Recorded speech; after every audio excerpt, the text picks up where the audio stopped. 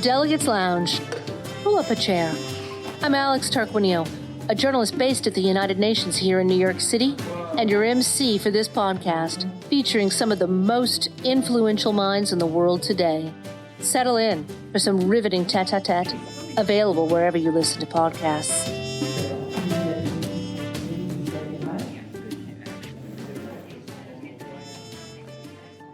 Welcome back. We're turning our attention towards Korea in this episode of the Delegates Lounge.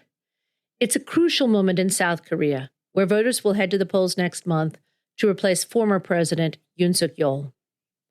As you know, Yoon was impeached in response to his imposition of martial law in the Republic of Korea in December, and the impeachment was upheld by the country's constitutional court in April. On Saturday, May 3rd, Yoon's conservative party, the People Power Party, held a convention and selected Kim Moon-soo as their candidate for the snap election on June 3rd. He will face off against Lee Jae-myung, the candidate of South Korea's Democratic Party, who narrowly lost the last presidential election to Yoon. Both of the major political parties have their fair share of baggage. While emotions are still running high from the martial law and impeachment saga, Lee Jae-myung faces multiple corruption trials. 4 debates are scheduled this month, with campaign issues touching on bread and butter concerns, social affairs, and the menace from North Korea. It turns out that Kim Jong-un and Vladimir Putin scratching each other's backs is mutually enabling. Their growing military partnership is increasing the threat level to neighboring democracies. In recent elections from Canada to Australia, arguably, the Trump administration tariffs have also weighed heavily on voters' minds. Yoon, it will be remembered, was part of the historic Camp David summit with President Joe Biden and Japan's Prime Minister Kishida Fumio, who met 2 years ago to discuss strengthening trilateral relations. Then the Japanese and South Korean leaders attended the NATO summit in Washington last year as Indo-Pacific partners of the Transatlantic Alliance. Now, all 3 leaders have gotten the old heave-ho. The Korea question has long held a particular fascination for me. I was honored to be selected as a Kim Koo Fellow in the Korea Society's professional lecture series in New York. I owe that entirely to my good fortune to be invited twice to South Korea by the nation's preeminent journalism organization. By chance, that's where I was in March 2018, when the news broke that Trump would meet with North Korea's leader.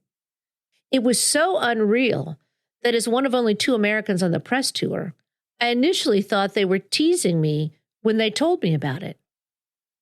It was immediately clear that we were entering a new era in U.S.-Korea relations, although it's still unclear what that means. We couldn't find a better guide to this surprising new era than our guest in this episode. Victor Cha is president of the Geopolitics and Foreign Policy Department and Korea Chair at the Center for Strategic and International Studies, a think tank in Washington, D.C., often referred to as CSIS. He is also professor of government at Georgetown University. In 2021, he was appointed by the Biden administration to serve on the Defense Policy Board in an advisory role to the Secretary of Defense. He served on the National Security Council during the George W. Bush administration from 2004 to 2007, when he was responsible for Japan, Korea, Australia, New Zealand, and Pacific Island nations. He received 2 outstanding service commendations during his tenure at the NSC and served as the U.S. Deputy Head of Delegation of the Six-Party Talks aimed at ending North Korea's nuclear program through negotiations involving the United States, North and South Korea, Japan, China, and Russia. Dr. Cha is the author of 8 books. His 2 most recent titles are Korea, A New History of North and South, A Popular History of the Korean Peninsula, published by Yale University Press in 2023, and The Black Box, Demystifying the Study of Korean Unification and North Korea, published by Columbia University Press in 2024. It's a scholarly study of the potential reunification of the peninsula, which Dr. Cha believes will happen at some point. The history book is affectionately referred to as the Pink Book because of its bright pink cover with 2 snarling tigers, and the new book could be called the Yellow Book, with its fluorescent yellow cover featuring a picture of Kim Il-sung, the first supreme leader of North Korea. Dr. Cha also hosts a podcast. The Impossible State runs on the CSIS podcast platform, where each episode examines an aspect of the Korean Peninsula or the wider region relative to it. Since 2018, He and his colleagues have explored the challenges facing this crucial part of the world in more than 100 podcast episodes. We're honored that he was able to join us in the Delegates Lounge to share his thoughts on this pivotal moment in Korea with our listeners. Here's our conversation.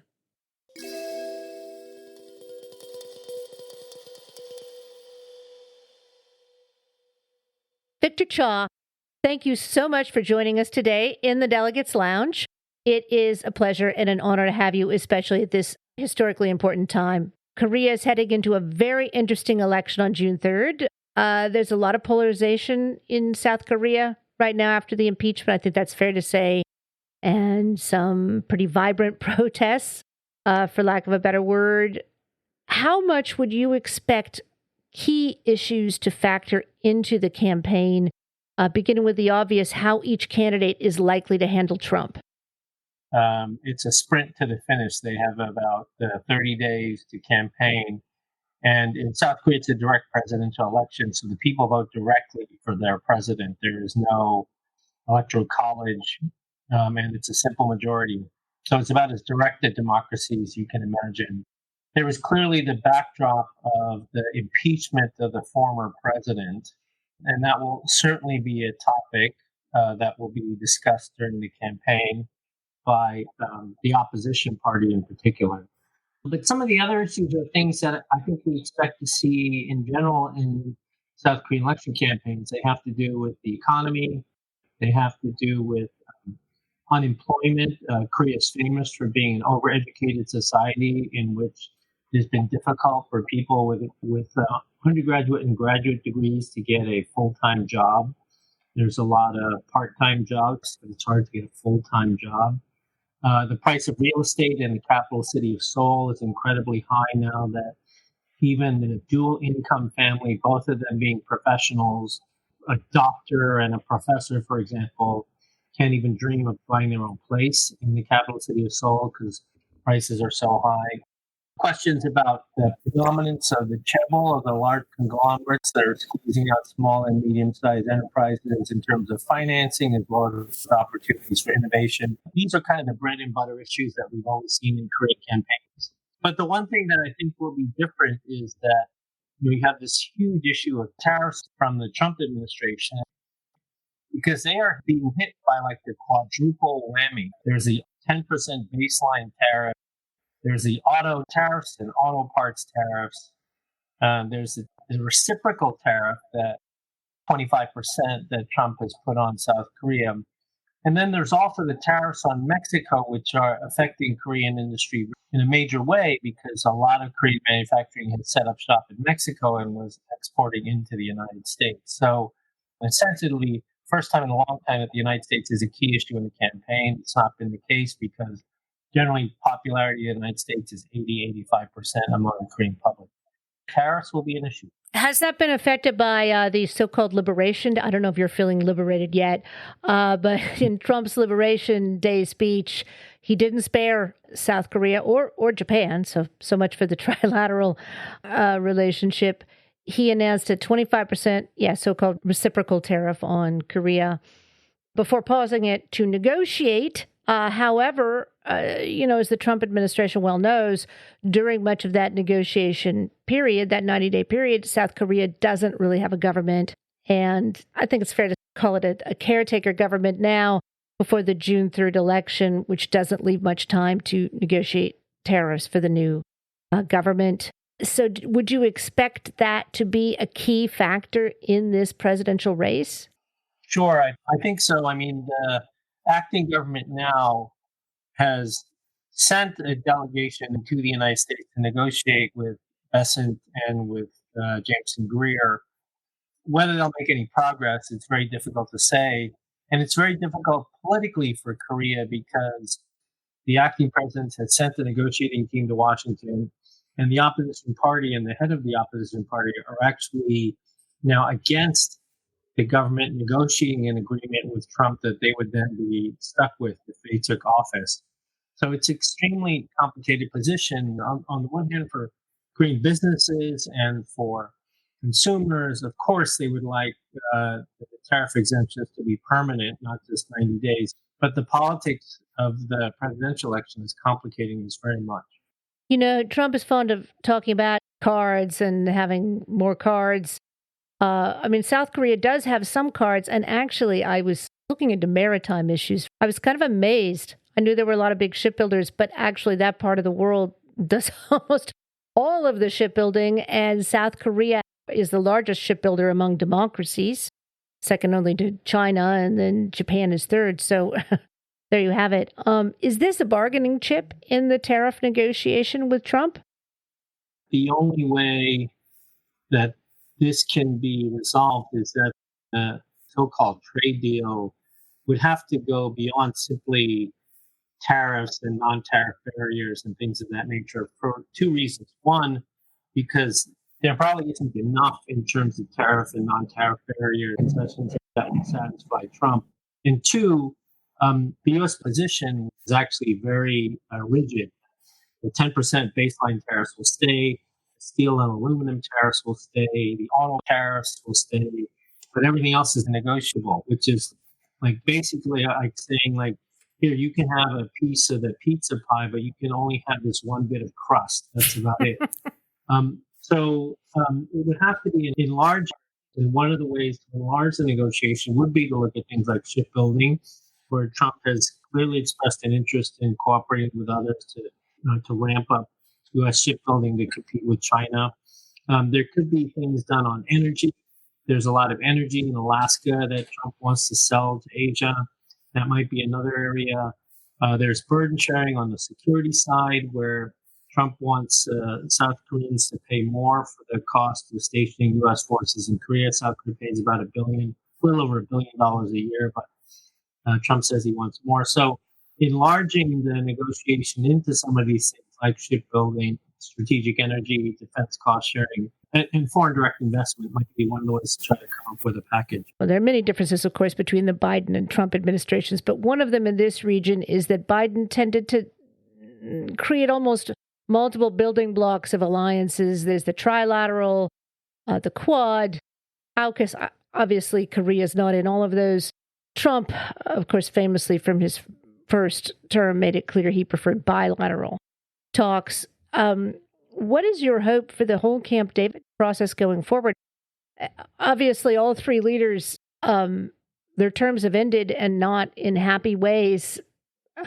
President Biden, Prime Minister Kishida, and South Korean President Yoon.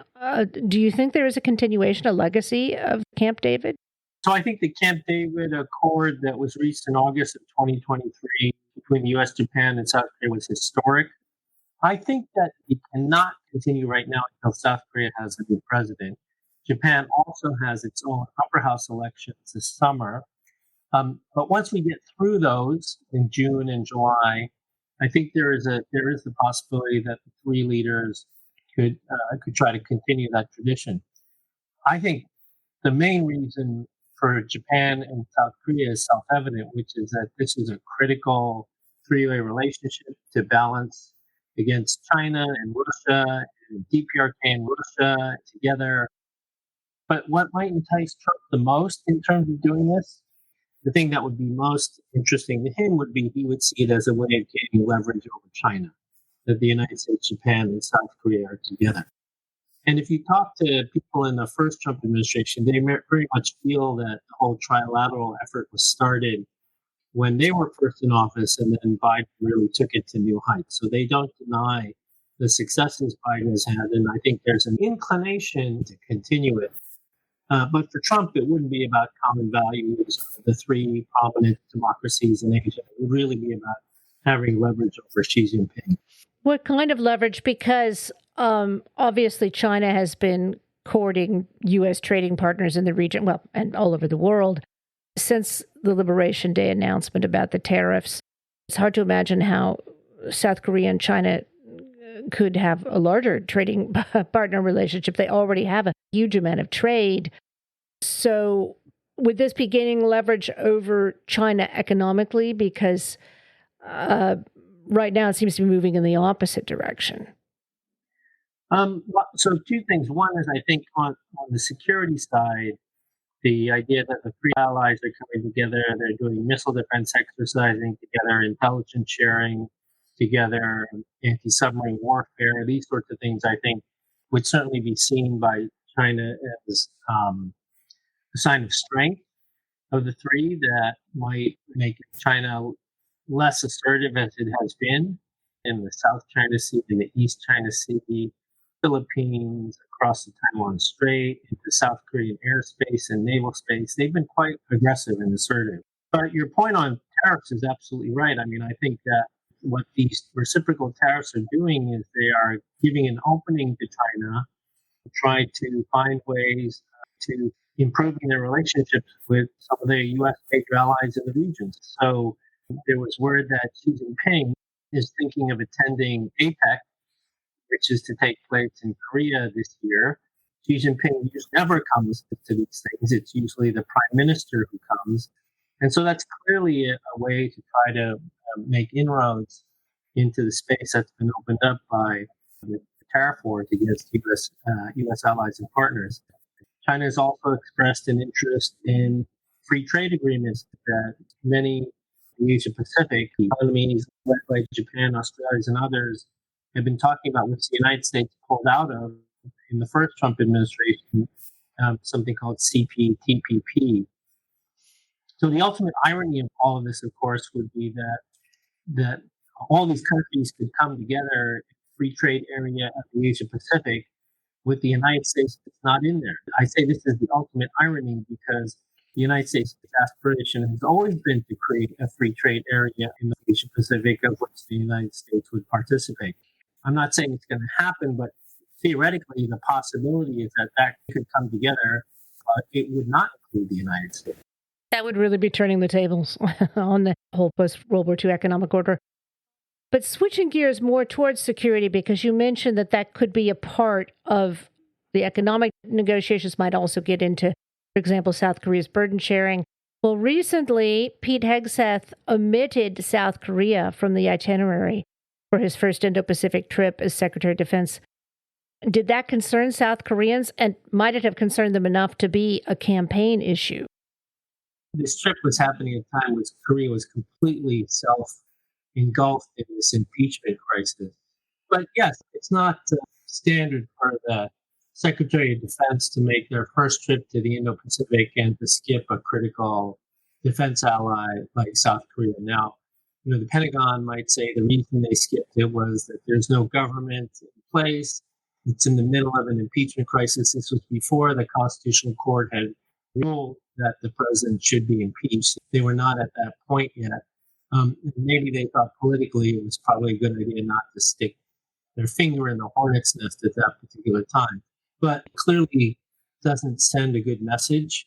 Some think it's a manifestation of a possible reorientation of what the United States force presence and missions are on the Korean Peninsula.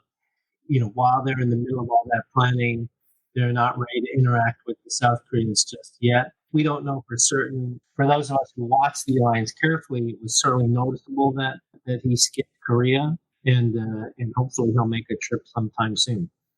Well, do we have any clarity yet on Trump's relationship with Kim Jong-un? Because, of course, in his first administration, he went all the way from Little Rocket Man to the Singapore summit, and many Koreans actually favored the Singapore summit. Are they hoping for a sequel, or is that too hard to imagine now with North Korea's direct support of Russia's war in Ukraine? Based on everything that we've heard Donald Trump say, he's interested in re-engaging with Kim Jong-un. For what purpose? Not clear. There are two things that we've heard him say. One is that he does consider Kim Jong-un to be his friend, and he would certainly like to see him again. The other thing he keeps making reference to is that he talks about North Korea as a nuclear power, which some might say is just a slip of tongue, but it has real meaning because it's basically when the president of the United States says that North Korea is a nuclear power, it's effectively saying that the United States is recognizing North Korea as a nuclear weapon state, which has not been U.S. policy for 35 years. Whether that's intentional or not is unclear. And as you said, the other piece of this that's different from Singapore is that back when they met in 2018, 2019, the North Korean leader really wanted to meet the US president because he was trying to get sanctions lifted. He was trying to balance against sort of the dominant shadow of China that's always hanging over North Korea. It's a very different situation today. The UN sanctions regime against North Korea is completely broken. Russia, because of the war in Ukraine and North Korea's provision of ammunition, missiles, and troops, by the way, that have helped the Russians regain Kursk. This has led to huge amounts of money, food, fuel, technology going from Russia to North Korea. North Korea is now in a much better position than they were in 2018 and 2019. And for that reason, we have not been, at least for now, re-engaging with the United States. The Biden administration tried over 20 times to engage with North Korea and got no response. I don't know if Trump has tried to re-engage, but North Korea is in a much different position than they were when the last time the two leaders met. Well, in fact, I mean, North Korea's most recent missile test was on Halloween, of all days. But it was also just a few days before the presidential election. Do you think, was that Kim Jong-un's attempt at an October surprise? Well, they do like to do things on our holidays. So they've done things on July 4th, Labor Day, Halloween. That's not one that we've seen before. It's hard to say. We have seen a tendency of North Korea to increase their provocations, missile demonstrations, other acts of belligerence in U.S. election years. And so in that sense, this October 31st surprise is par for the course. And they have carried out a few other things since then as they wait to see whether the United States is going to re-engage. I mean, I think for North Korea, like they're not yearning, they're not dying for re-engagement with the United States, given all they're getting from Russia. At the same time, they'll listen. Like if the United States says, let's talk about X, Y, and Z, I'm sure they'll listen, but they feel they're in a much better, stronger negotiating position than they were in 2018, 2019. You talked about all that North Korea is getting from Russia. I mean, there are tangible benefits to their cooperation with Russia, both in military know-how, new weapon systems, getting real battlefield experience. Is that an issue? And is that another factor that could be an implication to the election? North Korea is, as you said, gaining real combat experience, practical combat experience, and lots of technology. They've probably completely replenished their munition stockpiles from vintage 1950s era ammunition to much more modern ammunition as they've ramped up production at all of their facilities for Russia, right, for giving millions of rounds of ammunition to Russia. So this certainly increases both the North Korean nuclear as well as their conventional threat, for which the United States and South Korea really have not had a good response yet, in part because of the domestic difficulties in South Korea, and in part because we haven't really seen the Trump administration's security policy when it comes to Asia. It's been largely domestic focused, immigration, fentanyl, and now it's focused on tariffs. But we really haven't seen a turn to, what is sort of the trademark security issue that Trump's going to focus on in Europe and the Indo-Pacific. So we're all still waiting for that shoe to drop.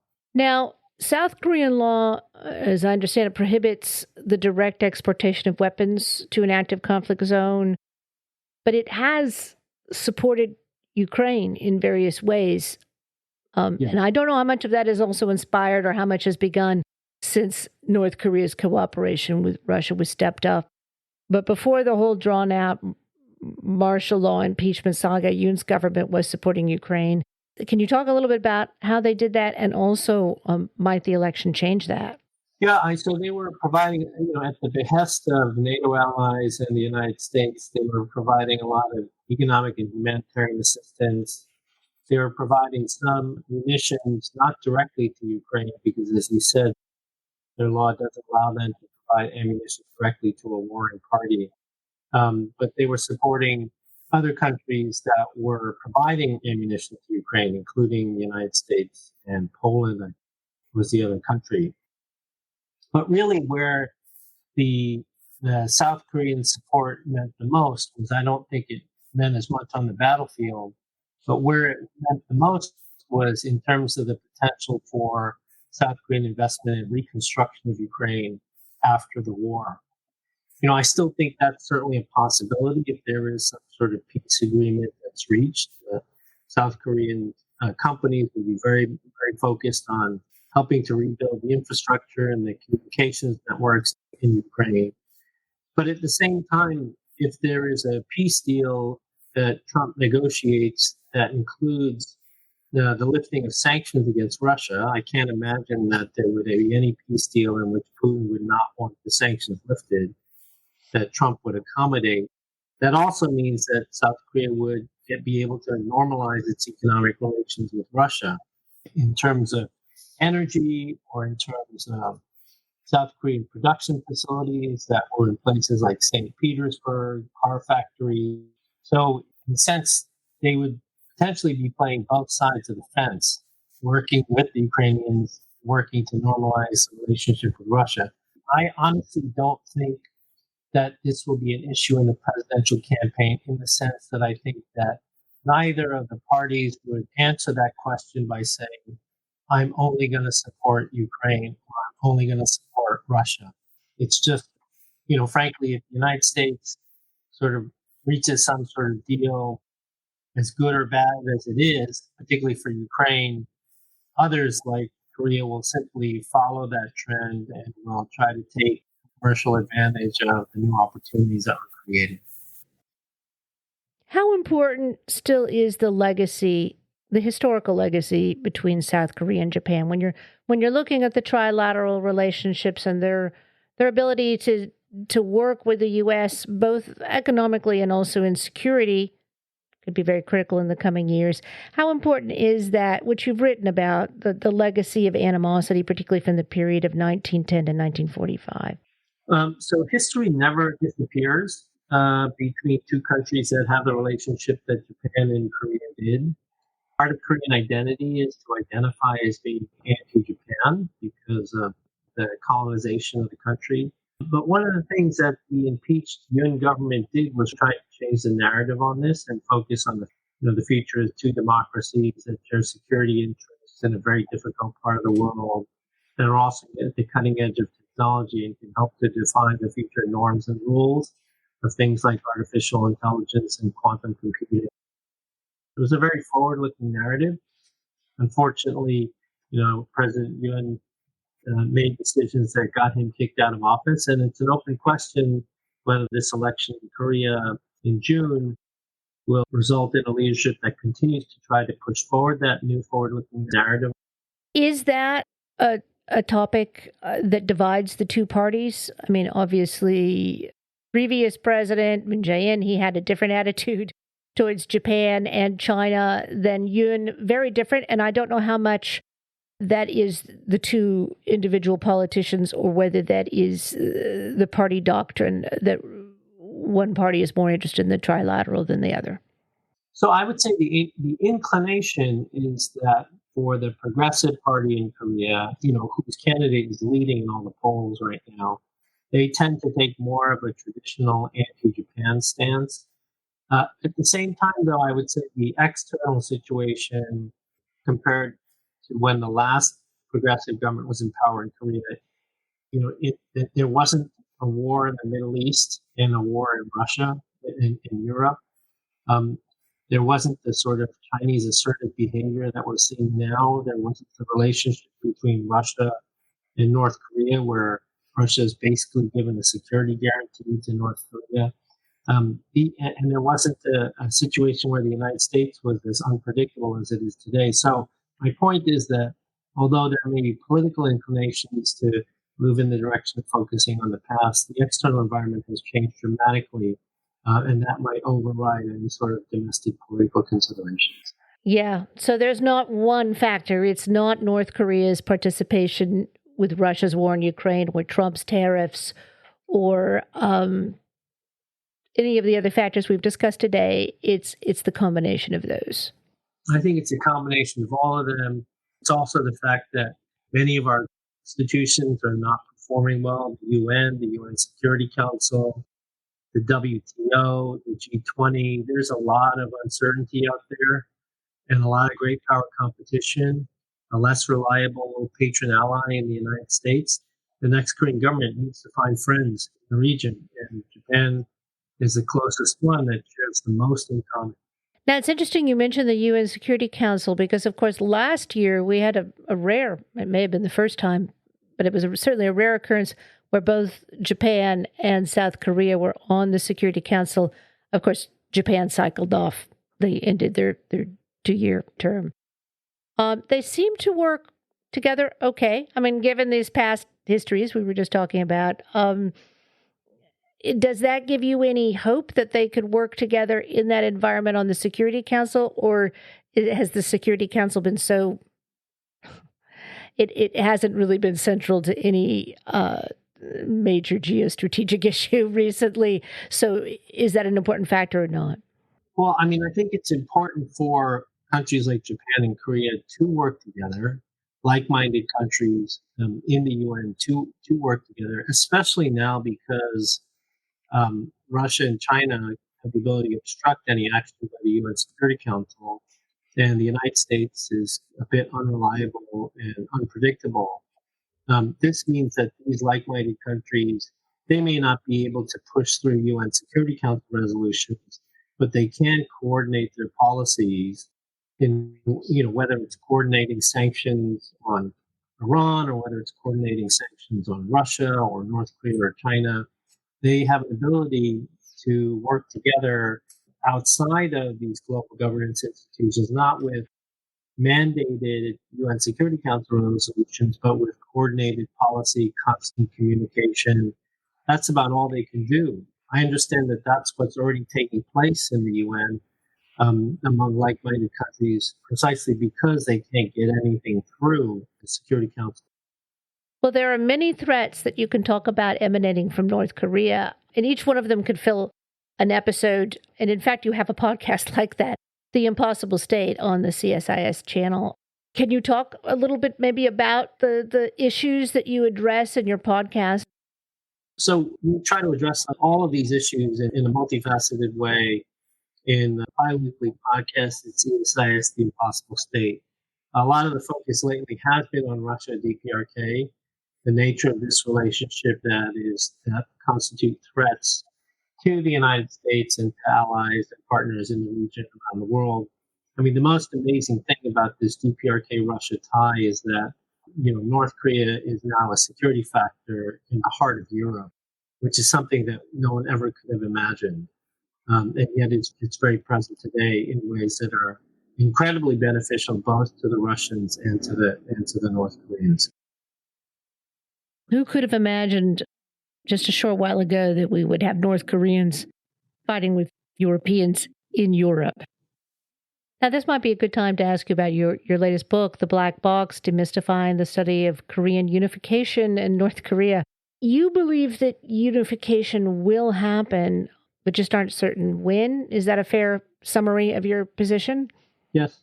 When you look at reunification, are you also looking at the German model, or is the situation too different in Korea? I mean, difficult as it was with the Stasi, they didn't have anything quite like the ruling Kim family. Yes, that's right. I think it's a metric of comparison only in the sense that it's going to be much harder than it was in the case of the two Germany because of the relative size of the population that would have to be absorbed by the South Koreans compared to the West Germans. The economic gap between the two is much wider.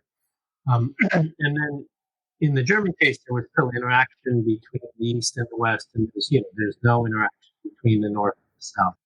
Polls do show that support for reunification declines among younger South Koreans. So is it more likely to happen sooner and not perhaps later? Well, we don't know the answer to that question, just like we didn't know when the Arab Spring was coming until after it came, or the collapse of the Soviet Union until after it happened. But I do believe that the division of the Korean Peninsula is a historical aberration. In thousands of years of history of Korea, this division has only been since 1945. So it was a very successful period for South Korea, but one that will always be remembered where the Korean Peninsula was divided, which is not the natural state of things. So I do think that at some point it'll happen.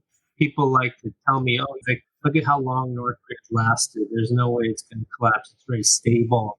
We say this about every autocratic regime until it collapses, right? North Korea is stable up until the day it collapses, in which case everybody then says, oh, it wasn't stable at all. And in terms of the younger generation, I mean, I think that's true. The younger generation, they don't understand the division of the Korean Peninsula. It's just something they read about in history books. South Koreans have grown up in a very affluent Korea, affluent, educated Korea that is at cutting edge of everything from technology to pop music and Netflix dramas, and Academy Award winning movies.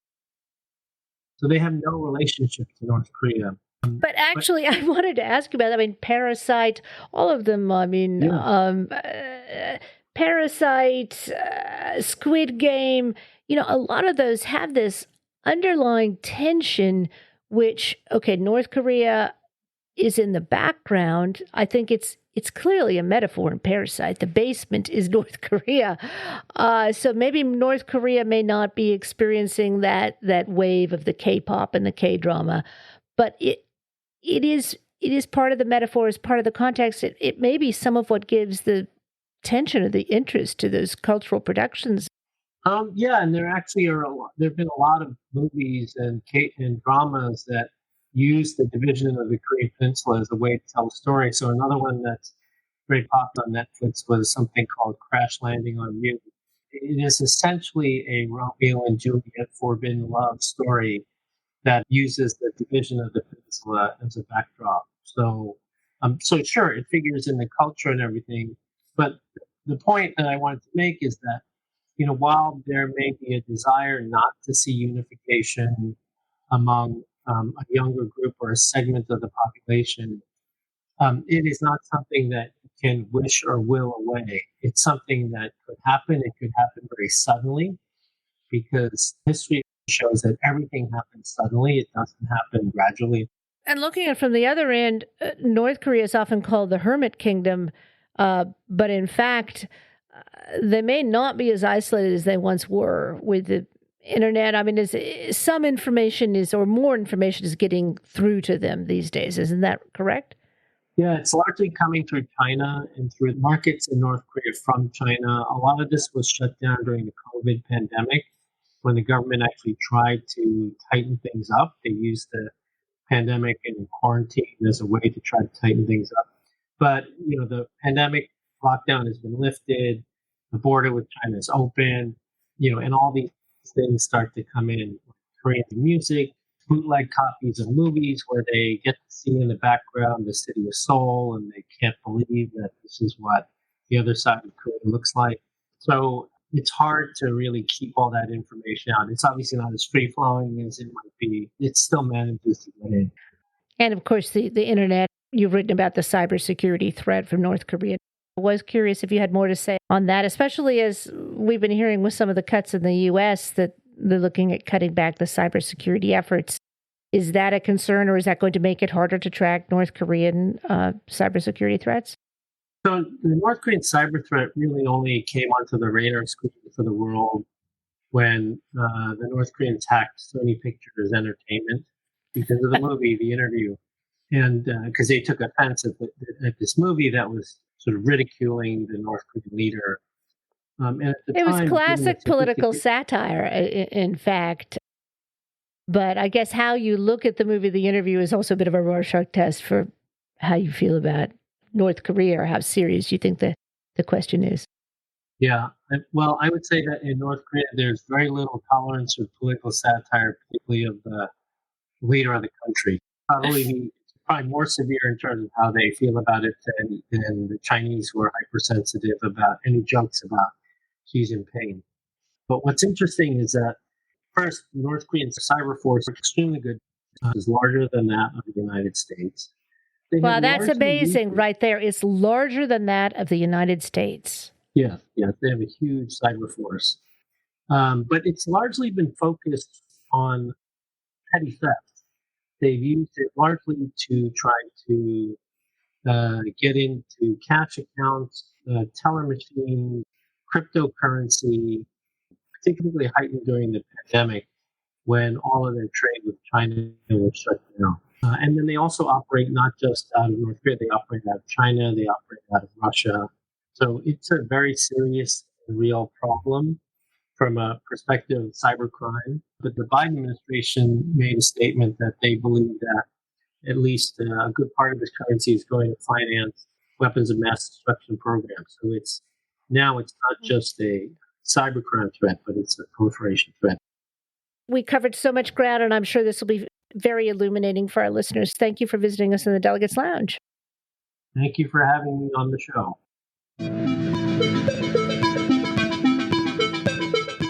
And that's it from the Delegates Lounge. We'd like to thank our esteemed guests who've graciously allowed us to share their hard-earned insights into what really matters. And then there's you, our listeners, who we hope are sufficiently edified to clamour for more of the same. Do drop in for a weekly episode on Thursday or from time to time if we're on the road for special events, in which case there'll be a bonus episode. Subscribe wherever you listen to podcasts. And if you like what you've heard, please take a moment to rate or review the show, as it helps others who share your abiding interest in world affairs to find their way to the Delegates Lounge. You can connect with us on many popular social media platforms or reach out to us directly at info@thedelegateslounge.com. We're a small team, so we can't respond to every message, but we will read them.